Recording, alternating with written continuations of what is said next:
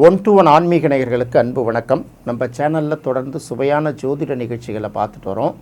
அந்த வகையில் இன்றைக்கி நாம் பார்க்க போகிறது, மனிதனுக்கு வருவாய் தரக்கூடிய 2ஆம் அதிபதி எங்கே இருந்தால் எப்படி வருவாய் கிடைக்கும் எப்படிங்கிறதுக்கு பார்த்திங்கன்னா, தொடர்ச்சியாக பல்வேறு பேர்கள் பார்த்திங்கன்னா பல்வேறு விதமான ஒப்பீனியனை சொல்லிட்டு வந்திருக்காங்க. ஒரு சின்ன ஃபார்முலா இருக்குது. இந்த சின்ன ஃபார்முலாவை வச்சுக்கிட்டு இதை விட்டு யாரும் நவர மாட்டேங்கிறதுனால அதையே சுற்றி திரும்ப வருவாங்க. ஜோதிடத்தை ஆர்வமாக கற்றுக்கணும்னு நினைக்கிறவங்களுக்கும், ஈஸியாக புரிஞ்சிக்கணும் அப்படின்னு நினைக்கிறவங்களுக்கும் அது ரொம்ப எளிமையாக புரியும். அதே சமயத்தில் இனிஷியலாக நம்ம மனசில் பதிகிற விஷயங்களும் ரொம்ப தப்பாக பதிவாயிடுங்கிறதுனால ஒன்று பார்க்க வேண்டியதாக இருக்குது. அதாவது இது பார்த்திங்கன்னா ஜோதிடர்களை இல்லை சாதாரண கற்றுக்கக்கூடிய மக்களை இதெல்லாம் பெரிய கஷ்டம் அப்படின்னு சொல்கிறதில்ல. ஒரு விஷயங்களை அறகுறையாக தெரிஞ்சுக்கிறத விட, ஒரு சப்ஜெக்டை அறகுறையாக தெரிஞ்சுக்கிட்டு தப்பாக சொல்கிறத விட கற்றுக்காமல் இருக்கிறது ரொம்ப பெட்டர் இல்லையா? அப்படி தான் ஒன்று. இந்த இடத்துல என்ன பார்க்கணுன்னா, ஒரு ஜாதகத்தில் 2ஆம் இடத்துல என்ன கிரகம் இருக்குது அப்படிங்கிறத பார்க்கணும். அந்த கிரகத்தின் மூலமாக நமக்கு வருவாய் கிடைக்குங்கிறது ஒரு கணக்கு. அடுத்தது 2ஆம் அதிபதி எந்த இடத்துல இருக்குதுன்னு பார்த்து அதன் மூலமாக நமக்கு வருவாய் கிடைக்குங்கிறது அது ஒரு கணக்கு. அதையும் கடந்து 2ஆம் இடத்தில் இருக்கக்கூடிய கிரகங்களை என்னென்ன கிரகங்கள் பார்வை செய்யுது, அடுத்தது 2ஆம் அதிபதியை எந்தெந்த கிரகங்கள் பார்வை செய்யுது, இந்த கிரகங்களோட என்னென்னலாம் சேர்ந்துருக்கு, இதெல்லாம் பார்த்து முடிவு பண்ண பிறகு தான் நம்ம வருவாயை பற்றி சொல்ல முடியும்.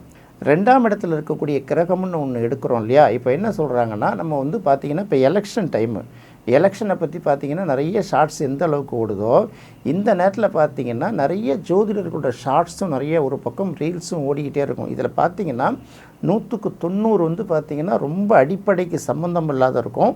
ஒரு 10% முற்றிலும் தவறாக இருக்கும். இதை பார்க்குறவர்கள் என்ன செய்வாங்கன்னா, ரொம்ப பார்த்திங்கன்னா அப்படியே நாக்கில் தேனை தடவுறதும்பாங்க. தொண்டையை தாண்டி தேன் போயிடாது, நாக்கில் தேனை தடவுற மாதிரியே சில சப்ஜெக்டுகளை சொல்லி கூப்பிட்டுட்ருப்பாங்க. அதில் ஒரு ரீசெண்டான ஒரு ரீல்ஸை தான் நம்ம நண்பர் அனுப்பியிருந்து கேட்குறாரு. 2ஆம் அதிபதி 9ஆம் இடத்தில் இருந்தால் அப்பாக்கிட்டேருந்து மட்டும்தான் வருமானம் வரும், அப்பா வருமானம் வரும்னு மட்டும் நினச்சிடாதீங்க, தப்பாக நினச்சிடாதீங்க. இது பள்ளிக்கூடத்தில் ஆசிரியராக இருக்கிறவர்களுக்கும் அந்த வருமானம் வரும், பள்ளிக்கூடத்தை ஒட்டி கடை வச்சுருக்கிறவங்களுக்கும், ஜூஸ் கடை, ஸ்டேஷ்னரி கடை வச்சுருக்கிறவங்களுக்கும் அந்த வருமானம், அதையும் நீங்கள் எடுத்து பார்க்கணும் அப்படிங்கிற மாதிரி ஒருத்தவங்க. ஏன்னா எல்லோரும் தப்பாக சொல்கிறாங்களா, அவங்க அதை கொஞ்சம் திருத்தி சொல்கிற மாதிரி சொல்லிகிட்டு இருக்காங்க. இதுக்கு ஒரு நம்ம எக்ஸாம்பிளோடு தான் சொல்லணும். எப்போதுமே சொல்கிறது, அடிப்படை விஷயங்களை ஒழுங்காக பாருங்கள், ஒழுங்காக பார்க்குறங்க. லக்னத்தை முதல்ல பார்த்துட்டு அதுக்கப்புறம் மற்ற விஷயங்களை தீர்மானம் பண்ணுங்கள். அது சரலக்கணமாக, ஸ்திரலக்கணமாக, உபயலக்கணமானு தீர்மானம் பண்ணுங்கள். ஏன்னா அப்போ தான் இந்த 2ஆம் அதிபதி போய் எங்கே உட்காந்துருக்குன்னு பார்க்கணும். ரொம்ப தெளிவான ஆள் சில பேர் இருக்காங்க.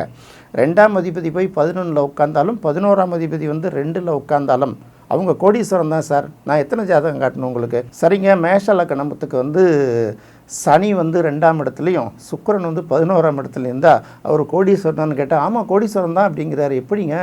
அது 2-11 பரிவர்த்தனை. ஏங்க இது லக்னம், இதுக்கு பாதகஸ்தானம், இதெல்லாம் பாதகாதிபதியெல்லாம் கிடையாதுன்னா அதெல்லாம் ரொம்ப பெருசாக பார்க்க வேணாம் சார். என்னங்க ஏற்கனவே அப்படி சொன்னீங்க, இப்போ இப்படி சொல்கிறீங்களே அப்படின்னு கேட்டால், இல்லை நான் இப்போ படித்ததெல்லாம் உண்மை தான், இப்போ நான் சில விஷயங்களை புதுசாக படிக்கிறேன், அதனால் எனக்கு அதுலேருந்து இதை நான் மாற்றி சொல்கிறேன். சரிங்க, அப்போ உங்களோட இது வரைக்கும் முன்னாடி சொன்னதெல்லாம் பொய்ன்னு நினச்சிக்க மாட்டாங்களா அப்படின்னு கேட்டால், இல்லை அது நினச்சிக்க மாட்டாங்க. அப்போ நம்ம எங்கே பார்க்கணுன்னு கேட்டிங்கன்னா, இப்போ நான் சொல்கிறது என்னென்னா, 2ஆம் அதிபதி 9ஆம் இடத்தில் இருந்தால் இப்படி எடுத்துக்கிறோம். 2ஆம் அதிபதி 9ஆம் இடத்துல இருந்தால், 9ஆம் இடம்ங்கிறது தந்தையை குறிக்கக்கூடிய இடம் தான். அது இல்லைன்னு சொல்கிறதில்ல, தந்தையை மட்டும்தான் குறிக்குமானா அப்படி கிடையாது. உயர்கல்வின்னு ஒரு விஷயத்த சொல்கிறாங்க. அப்போ உயர்கல்வி நிறுவனங்களில் நடத்துனீங்கன்னா உங்களுக்கு ஒரு வருவாய் கிடைக்கும் ஒன்று. அடுத்தது உயர்கல்வி மட்டுமல்ல, வெளிநாட்டு கல்வியும் உண்டு, அதுக்கு மூலமாகவும் வருவாய் கிடைக்கும். அடுத்தது இது சுற்றுலாவை குறிக்கக்கூடிய ஒரு இடம்.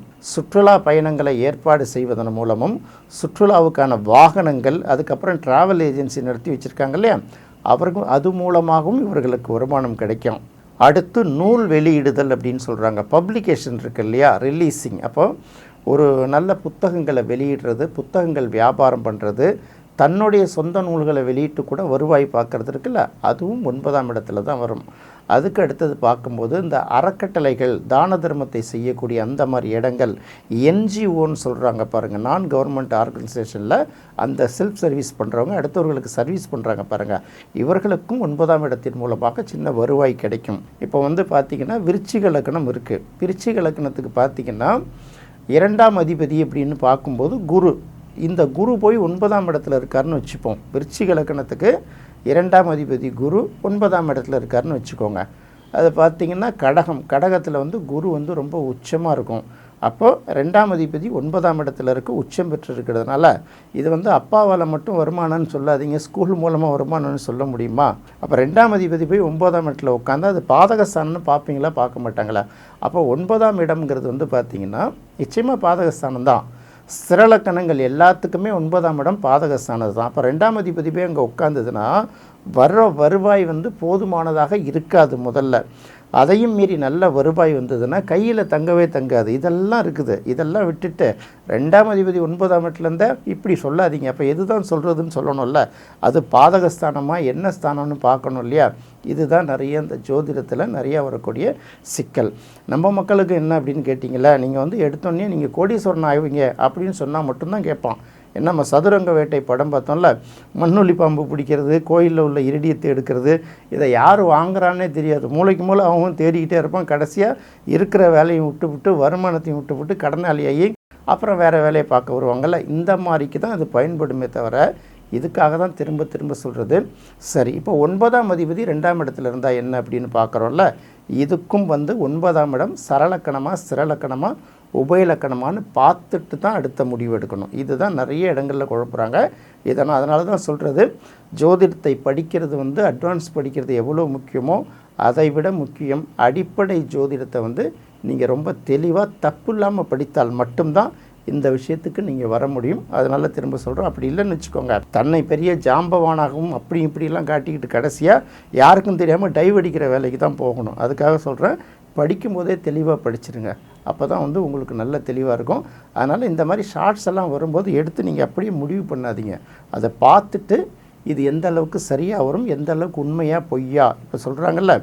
ஏன்னா முன்னாடிலாம் பார்த்திங்கன்னா படிக்கிறவங்களோட விகிதம் ரொம்ப குறைவாக இருந்தது, ஜோதிடம் பார்ப்பவர்களோட விகிதமும் குறைவாக இருந்தது.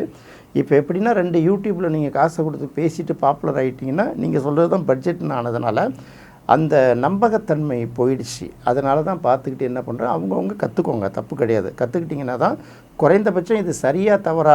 இப்போ நான் போட்டிருக்கிற சட்டை கலரை காட்டி இதுதான் நீலம் அப்படின்னு சொன்னீங்கன்னு வச்சுக்கோங்களேன், ஆமாம் நீலம் தான் எடுத்துக்க முடியாது. இல்லையே, இது கொஞ்சம் பிங்க் கலந்த மாதிரி இருக்கே, இது வந்து ஆரஞ்சு கலந்த மாதிரி இருக்கே, காவி கலந்த மாதிரி இருக்குன்னு யோசிப்பீங்கள்ல. இதுக்கு தான் அடிப்படை ஜோதிடத்தை தெரிஞ்சுக்கணுங்கிறது. அதனால் 2ஆம் இடம் 9ஆம் இடம் லக்னத்துக்கு தகுந்த மாதிரி மாறுபடுங்கிறத மனசில் வச்சுக்கிட்டு அதுக்கு தகுந்த மாதிரி பலனை எடுத்துக்கோங்க. என்ன நேயர்களே, இந்த நிகழ்ச்சி உங்களுக்கு ரொம்ப பிடிச்சிருக்குன்னு நினைக்கிறேன். மீண்டும் மற்றொரு சுவையான நிகழ்ச்சி சந்திக்கலாம். நன்றி, வணக்கம்.